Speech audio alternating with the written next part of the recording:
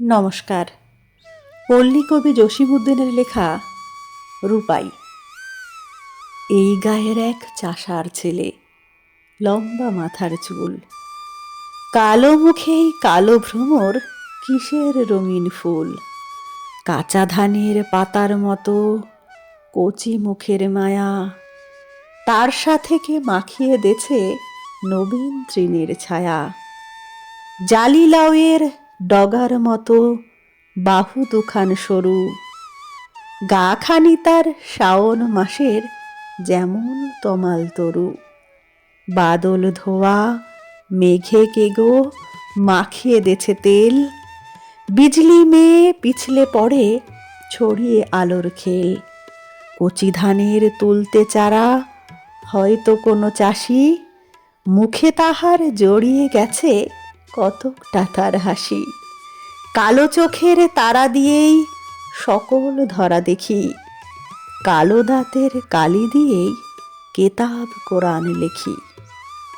জনম কালো, মরণ কালো, কালো ভুবনময়, চাষিদের ওই কালো ছেলে সব করেছে জয়। সোনায় যে জন সোনা বানায়, কিসের গরব তার, রং পেলে ভাই গড়তে পারি রামধনুকের হার। কালোয় যে জন আলো বানায়, ভুলায় সবার মন, তারির পদ রজের লাগি লুটায় বৃন্দাবন। সোনা নহে পিতল নহে, নহে সোনার মুখ, কালো বরণ চাষির ছেলে জুড়ায় যেন বুক।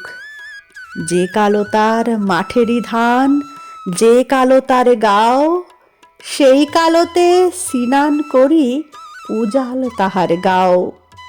আখড়াতে তার বাঁশের লাঠি অনেক মানি, খেলার দলে তারে নিয়েই সবার টানাটানি।